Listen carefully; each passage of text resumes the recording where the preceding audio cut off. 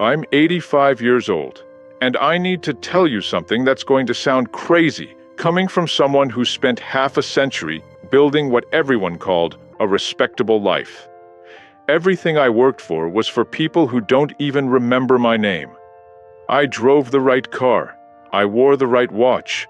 I lived in the right neighborhood. I said the right things at the right parties. And you know what I got for it? 50 years of anxiety, 50 years of checking over my shoulder, 50 years of asking the same poisonous question every single morning. What will they think? And here's the part that's going to haunt me until my last breath is the they I was so terrified of. Most of them are dead now. And the ones who aren't, they never thought about me at all. I see you doing the same thing. I see it in your eyes when you post that photo. When you buy that thing you can't afford. When you take that job you hate because it sounds impressive at reunions. You're climbing the same ladder I climbed. And I'm here to tell you it's leaning against the wrong building. 2 years ago, I had a heart attack. Not a mild one. The kind where they wheel you in fast, and the doctors have that look on their faces, the one that says they're not sure you're coming back out. I remember lying on that gurney, staring at those fluorescent lights, and my first thought wasn't about my wife. It wasn't about my kids. It wasn't even about dying. My first thought was, I hope I'm wearing nice underwear. I'm not joking. 83 years old, possibly minutes from death, and I'm worried about what the nurses will think about my underwear. That's when I knew. That's when I finally understood how deeply the disease had spread. See, when you're lying there with tubes coming out of you, and machines beeping and doctors shouting numbers, you can't pretend anymore. You can't hide behind the performance. And in that moment, for the first time in 50 years, I saw my life clearly. I saw a man who turned down a trip to Japan because what would the guys at the office think if I took 3 weeks off? I saw a man who drove a Lexus he couldn't afford because his neighbor bought a Mercedes. I saw a man who refused to pursue photography, the only thing that ever made him feel alive, because real men don't chase hobbies. I saw a man who spent Thanksgiving dinner in 1998 checking his pager every 5 minutes because the Jenkins family might drive by our house and see fewer cars than they had at theirs. Do you understand how insane that is? I was measuring my worth by the number of cars in my driveway compared to people I didn't even like. But here's what really broke me. I survived that heart attack. I woke up 3 days later, and the first person who visited me wasn't any of the colleagues I'd impressed. It wasn't the neighbors I'd tried so hard to keep up with. It wasn't the clients I'd bent over backward for. It was my grandson, 10 years old, and he looked at me with tears in his eyes and said, "Grandpa, I wrote you a story. Do you want to hear it?" And I realized this boy loved me, not because of my car or my job title or my zip code. He loved me because I was his grandpa. That's it. That was enough. But I'd spent so little time with him because I was always performing, always managing my image, always worried. So let me tell you what nobody else will. You're being lied to. Society hands you a checklist and says, do these things and you'll be happy. Get the degree, get the job, get the promotion, get the house, get the upgrade, get the respect. And you do it. Not because you want to, but because you're terrified of what people will think if you don't. I bought my first luxury car in 1988, a silver BMW. I'll never forget it, because I cried in the dealership parking lot after I signed the papers. Not from joy, from terror. I just committed to 5 years of payments I could barely afford. But Rick Stevens from my office had just bought one, and I couldn't be the guy driving a Honda when Rick had a BMW. You know what Rick thinks about that now? Nothing. Because Rick died in 2003. And I'm still here, remembering that car payment like it was yesterday. That's the trap. You sacrifice real joy right now, today, the only moment you actually have, for the approval of people who won't even be at your funeral. I turned down dinner with my daughter 47 times. 47. I kept a list in my journal after she stopped asking. You know why I said no? Because I was networking. I was at business dinners with people whose names I can't remember now, trying to seem important, while my daughter grew up and learned she wasn't my priority. She got married last year. Beautiful ceremony. And when she walked down that aisle, I realized I don't know her favorite book. I don't know what makes her laugh. I don't know her dreams, because I was too busy managing my reputation to build a relationship. The success I was chasing wasn't even success. It was an anxiety disorder with a business card. Let me give you the list. The real list. The one that plays in my head at 3 in the morning. In 1995, my wife wanted to go to Japan. She'd been talking about it for years. Cherry blossoms, ancient temples. She had this light in her eyes when she described it.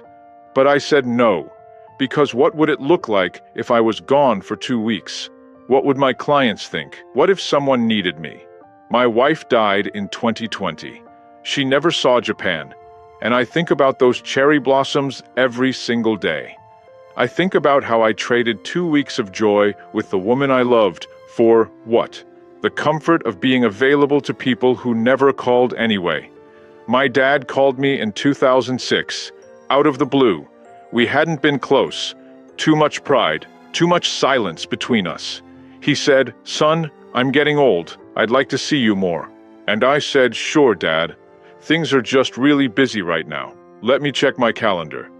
I never checked my calendar, because seeing him would mean admitting I'd been wrong. It would mean vulnerability. It would mean people might see me as the son who didn't have it all figured out. He died 8 months later. I never made that visit, and I live with that every day. I could sing. I mean really sing. My mom used to say I had an angel's voice, but in college, some guys made fun of me after a talent show, called me dramatic, said I was trying too hard. So I stopped. I stopped singing for 60 years because I couldn't handle the judgment. Last year, my grandson asked me to sing at his school assembly, some old jazz standard, and I did it. And it felt like coming home, like finding a piece of myself I'd buried alive, and I wept afterward. Because I realized I'd denied myself and everyone who loved me 60 years of that joy, because I was afraid of what strangers might think. I had a best friend, Marcus. We grew up together, closer than brothers. But in our 30s, I started making more money than him. Different circles, different status. And slowly, I pulled away, because I was embarrassed. Embarrassed that my successful friends might see me with Marcus, who was a plumber. Marcus, who had more integrity in his pinky than I had in my whole body. He reached out a few times. I was always too busy. Always had a reason. He died alone in 2015. Heart attack, just like mine. Except he didn't survive. I go to his grave sometimes, and I apologize. Because I was a coward. Because I chose perception over people. So here's what I need you to hear. Stop. Stop performing. Stop managing. Stop asking, what will they think? Because they don't think about you. At all. They're too busy worrying about what you think about them. It's a prison we've all built together. And someone has to be brave enough to walk out first. That person needs to be you. Today. Not next year. Not after the promotion. Not after you lose the weight or make the money or get the approval. Today. Call the person you've been too proud to call. Take the trip you've been putting off. Start the thing you're too old for. Wear the clothes that make you happy. Say the truth you've been swallowing. And when that voice in your head says, But what will they think? I want you to ask a different question. Will this matter when I'm 85? Because I promise you, it won't. The car won't matter, the title won't matter, the square footage won't matter. The likes won't matter. What will matter is, did you love hard? Did you laugh loud? Did you make memories with people who knew your name? Did you do the things that made you feel alive? I drive a 20-year-old Honda Civic now. You know how much I care what people think about that? Zero, because those people aren't paying my bills and they won't be holding my hand when I go. I wear Hawaiian shirts to the grocery store. I sing in my car with the windows down. I tell my grandson I love him every single time I see him. I call my daughter every Sunday, and I ask her about her life, and I actually listen. And I'm happier now, with maybe 5 years left, than I was in 50 years of success. Look, I know what you're thinking. Easy for you to say, you're old, you don't have to worry anymore. But that's exactly the point. I don't have to worry anymore, because I finally learned the secret that everyone knows, but nobody believes, is other people's opinions have zero power, unless you give it to them. I gave away 50 years. 50 years of anxiety, performance, pretending, and I can't get them back. But you can stop today, right now, this moment. Ask yourself, if you knew you had 5 years left, just 5, would you spend them worried about impressing people? Or would you spend them being alive? Because here's the truth nobody tells you. You might only have 5 years, maybe less, maybe more, but you don't know. None of us do. So what are you going to do with today? Are you going to keep climbing the ladder, or are you going to step off and start living? Would the person you're pretending to be make the person you actually are proud? I'll leave you with that. If this hit you, if any part of this landed, do me a favor. Share it with someone who needs to hear it. Comment below and tell me, what are you going to stop worrying about today? What's the one thing you've been holding back because you're afraid of judgment? And subscribe, because I've got more truth to tell before I run out of time. This is your life, not theirs. Don't waste it.